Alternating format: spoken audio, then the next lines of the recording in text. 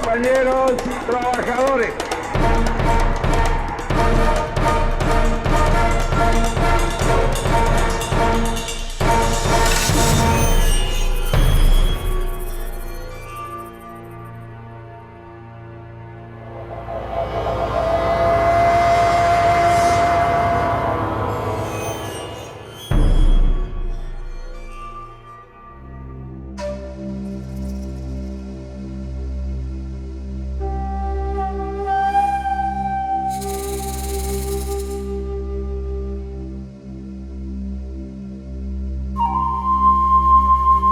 La cuesta del Portezuelo, a la cual el Polo Jiménez en su célebre samba convirtiera en un mito para los paisajes de Catamarca, aquellos de los 1000 distintos tonos de verde, es la mejor puerta para abrir un nuevo capítulo en nuestra mirada al patrimonio del noroeste argentino.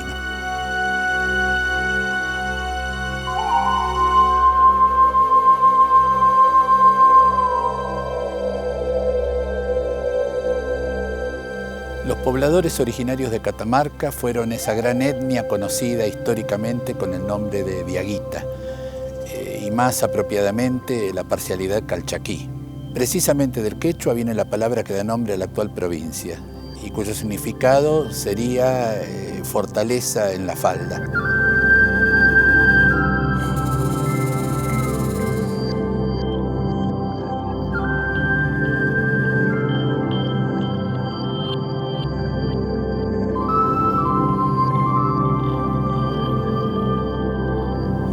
El vínculo de la actual provincia de Catamarca con el pasado prehispánico, con las altas civilizaciones prehispánicas que se desarrollaron en este territorio y en los territorios de lo que hoy día son las provincias aledañas, y específicamente con el mundo de la arqueología, es un vínculo fundamental.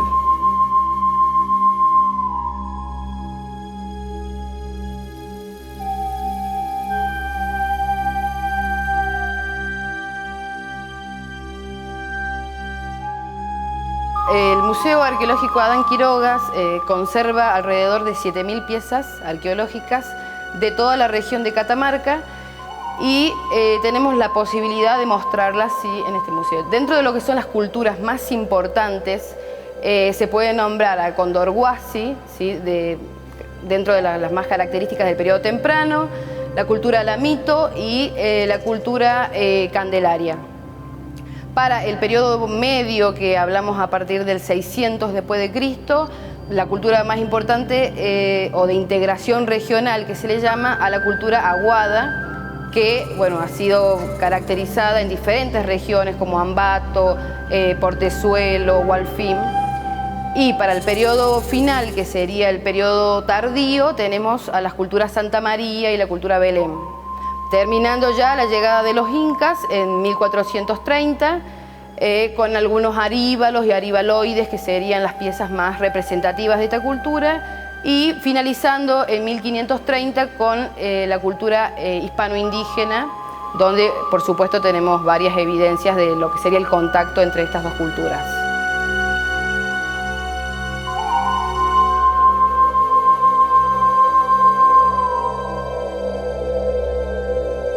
No todos los que descendemos de los barcos somos indiferentes a estas culturas, pero es lamentable decir que sí, la inmensa mayoría.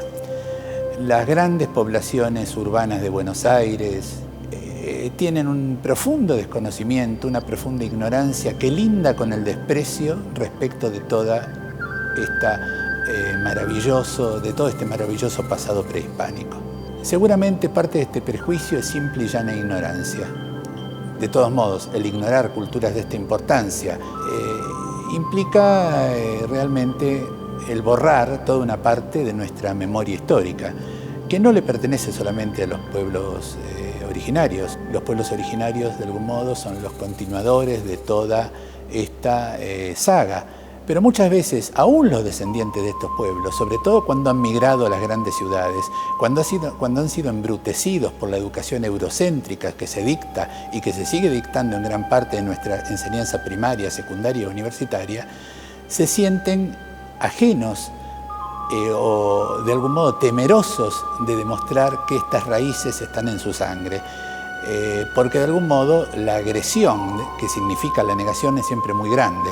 Por lo tanto, nadie se quiere identificar con un pasado desconocido, ignorado, despreciado, o por lo menos colocado en un escalón inferior en la consideración pública.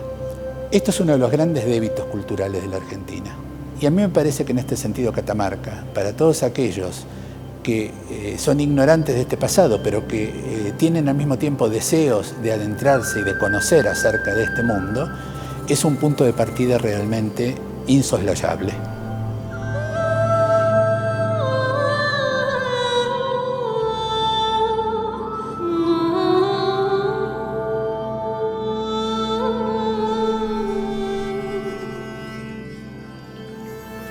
El sitio prehispánico más importante de la actual Catamarca es, sin duda, el conocido con el nombre de El Xincal, o también el Xincal de Quimivil, ubicado a unos 6 kilómetros de la pequeña ciudad de Londres. Aunque este asentamiento revela una existencia pre-incaica, con rastros de la conocida como cultura Belén, su momento de auge se producirá bajo el incanato, entre los años de 1470 y 1536, Este último es el año de la entrada de los españoles, de la conquista. Una de las razones de su relevancia residió en su ubicación sobre el Capacñán, o camino principal andino, donde actuaba como punto intermedio de comunicaciones entre las regiones del Tucumán y del centro y norte de Chile.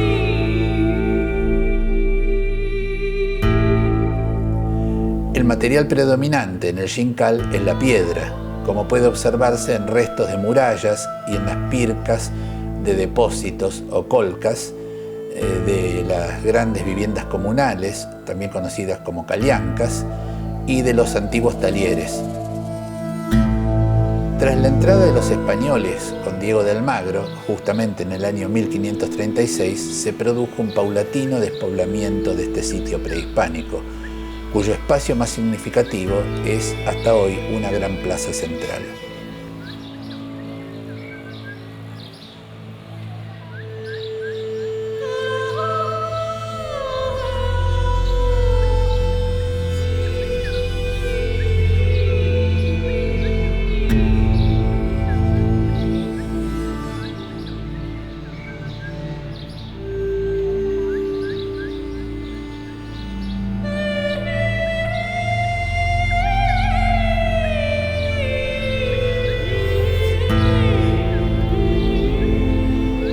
La influencia de la arquitectura italianizante en Catamarca tiene un referente insoslayable en la obra del gran arquitecto Luis Carabatti.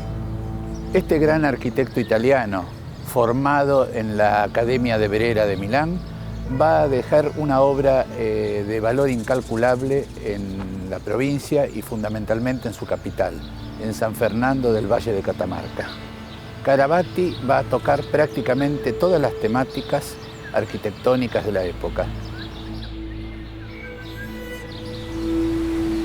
Hablar de Carabatti indudablemente es algo muy importante para Catamarca, fundamentalmente porque cuando él llega, por allá por 1850, Catamarca era una ciudad totalmente colonial, con una estructura y un sistema de vida propio de aquella época de la colonia. Carabatti comienza o debuta haciendo su primer trabajo en la Alameda. Es un encargo del gobernador Octaviano Navarro. Dentro de sus obras, las obras que le permitieron desarrollarse, figuran la catedral, que es un poco el símbolo máximo de Carabatti, pero también está la Casa de Gobierno, está el Seminario Conciliar, está la Iglesia de San Isidro, está la Iglesia de San Roque, la Casa del Gobernador Octaviano Navarro y algunas obras particulares.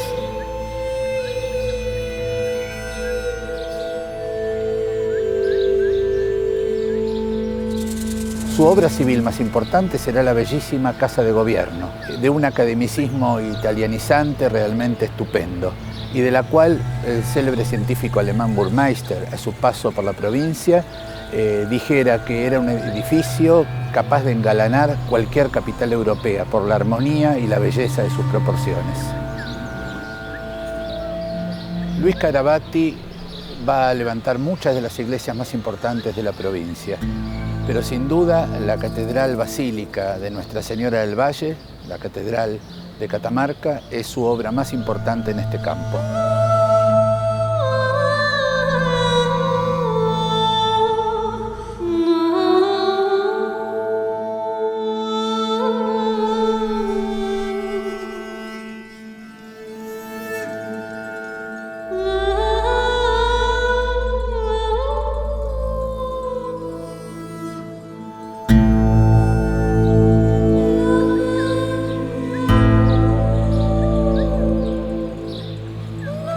Se trata de un proyecto muy temprano, es de 1852, aunque las obras culminarán casi 20 años más tarde.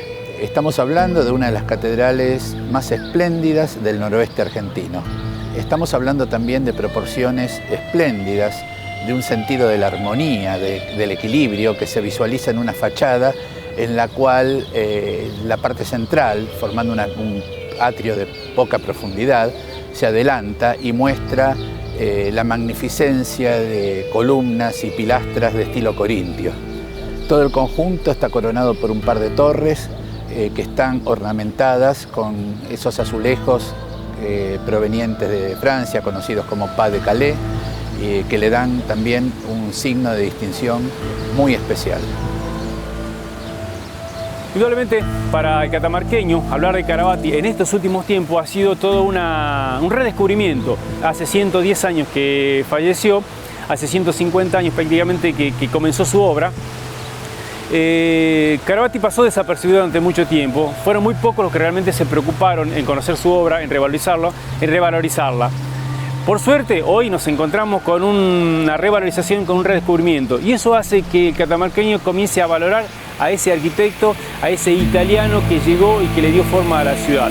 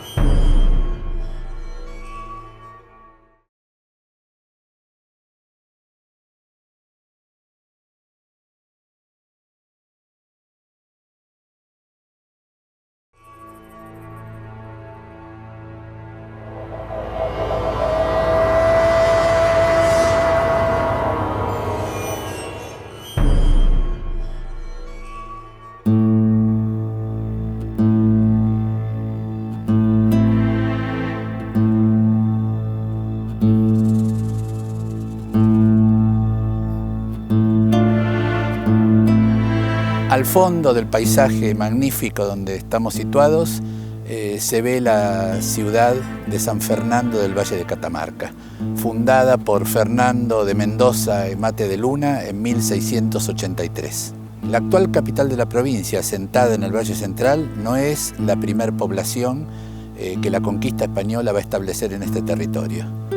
Más de un siglo antes, concretamente en 1558, el capitán Juan Pérez de Zurita va a fundar en el valle de Quimivil la ciudad de Londres. ¿Por qué este nombre tan curioso de la capital de Inglaterra, un país dinásticamente enfrentado a la corona de España? Debemos recordar que reinaba en ese momento en España Felipe II y que casa con la reina de Inglaterra, María Tudor, María la Sangrienta, Bloody Mary, y en homenaje a que de algún modo se convierte más en los papeles que en la realidad en rey consorte de Inglaterra, es que esta fundación lleva el nombre de Londres.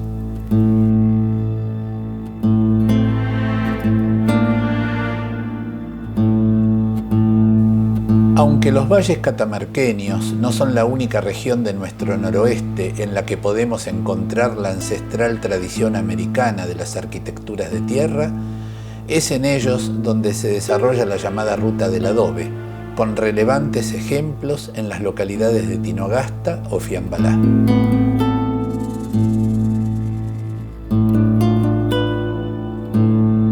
La bellísima iglesia de San Pedro, en Fiambalá, fue levantada en 1770 por el capitán Carrizo con esta técnica constructiva.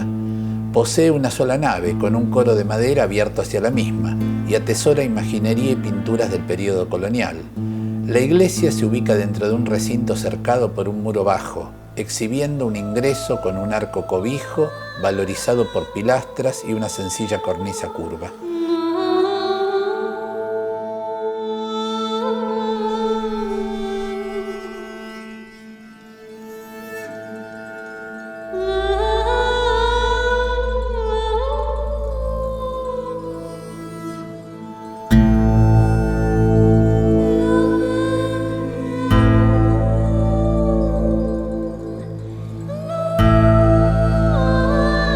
Pero la técnica del adobe tiene una prosapia americana que antecede largamente a la conquista española, y Catamarca guarda asimismo vestigios físicos de esta presencia.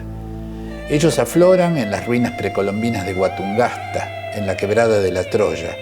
Se trata de un poblado del período del dominio inca, en el que pueden vislumbrarse una plaza y otros elementos, como un escenario o ushnu, varias canchas rectangulares y restos de antiguos depósitos o colcas.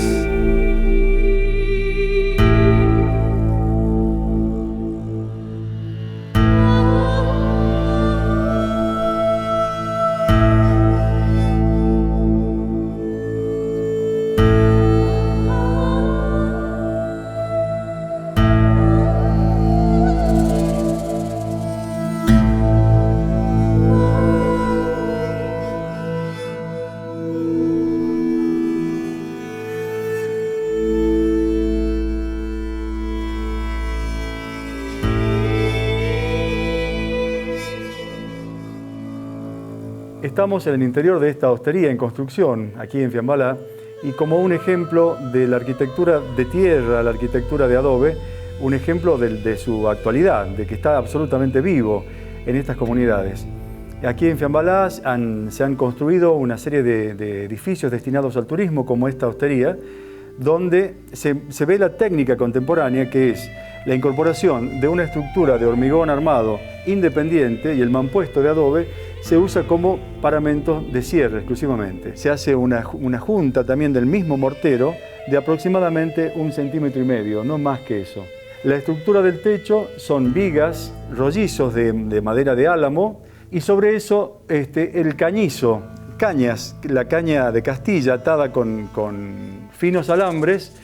Podemos ver la estructura de madera, el cañizo, una aislación hidrófuga y finalmente la aislación térmica, que es una torta de barro que se renueva parcialmente. Y como un detalle es el borde de toda esta cubierta lleva una mezcla cementicia que protege del lavado frecuente cuando en la época estival vienen las grandes lluvias.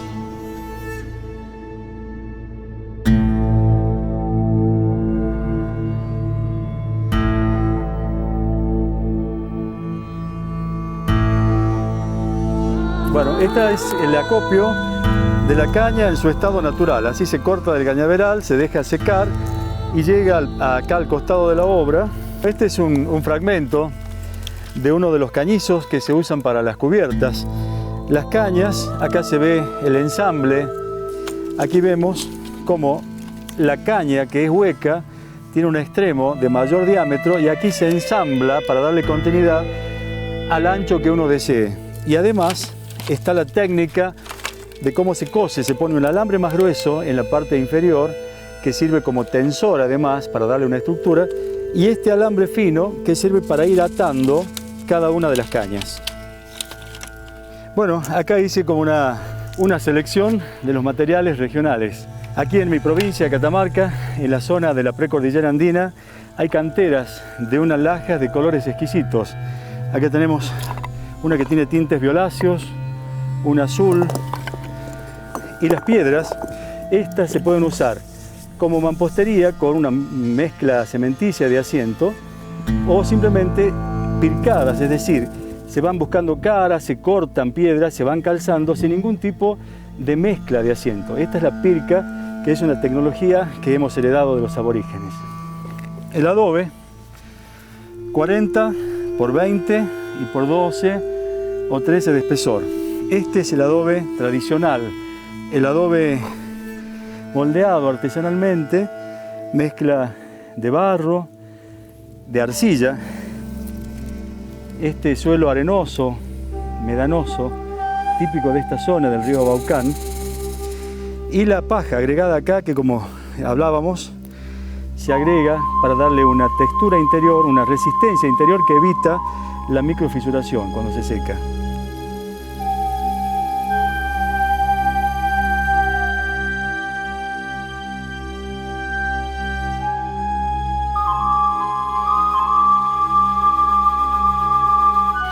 Bueno, aquí estamos en uno de los sitios que conforman el circuito ya internacionalmente conocido, que es la Ruta del Adobe. Esta es la iglesia de Nuestra Señora del Rosario, construida en la merced que fue otorgada en 1690 a Juan Gregorio Bazán y Pedraza. Y él manda construir esta capilla doméstica y su residencia en el mayorazgo de Anillaco. Esta capilla es un ejemplo del arte americano de construcción en tierra. Tiene un altar que es una joya del arte religioso, que ha sido reconstruido con paciencia, con cariño, con sus molduras, con sus hornacinas. En su simpleza guarda la memoria de toda una generación.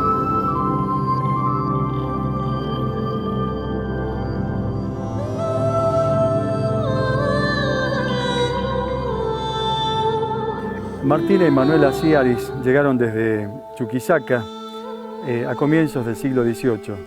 Llegaron acá, se establecieron y casi ellas fundaron a través de su herencia este pueblo que se llama El Puesto.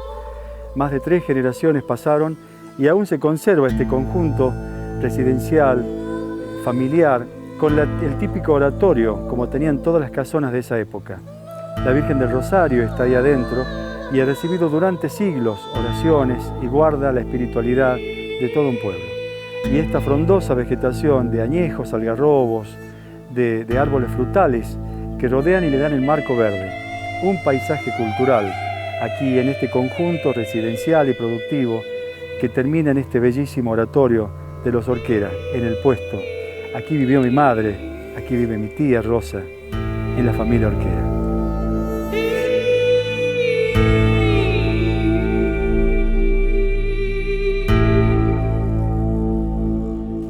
Esta es una casa muy antigua, que tiene más de 200 años. He vivido mis abuelos, después mis tíos y ahora estoy yo. Yo ya voy a cumplir 87 años. Y trato de tenerla lo mejor que se pueda, arreglarla de una forma u otra, porque los años y el tiempo la va deteriorando, entonces hay que hacerle arreglo. Para mí el oratorio es como una joya que heredé yo de mis antepasados, porque una tía mía trataba de conservarlo, ella era maestra y siempre le hacía arreglo. Y ahora, como ellas han muerto todas, he quedado yo y hago lo posible por tener lo mejor que pueda. Yo hago novenas, rezo. Ahora para el 7 de octubre próximo pasado hemos hecho celebrar la misa, todos los años vienen, porque ese día, el 7 de octubre, dice que es el día de la Virgen del Rosario. Entonces por eso ese día, y ahora como era domingo, así que ha venido cualquier cantidad de gente. Después hacemos reparto de roscas para premiar a la gente que viene. Todos se van muy contentos.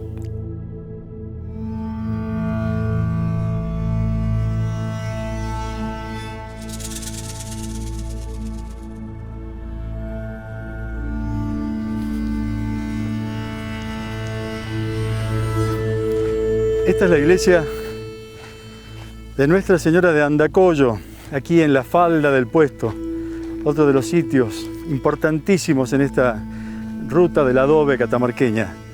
Construida alrededor de 1840, en estilo neoclásico, estas 2 pilastras de sección circular que soportan un arco de medio punto de ingreso al nártex, 2 torres que sostenían antiguas campanas que desaparecieron.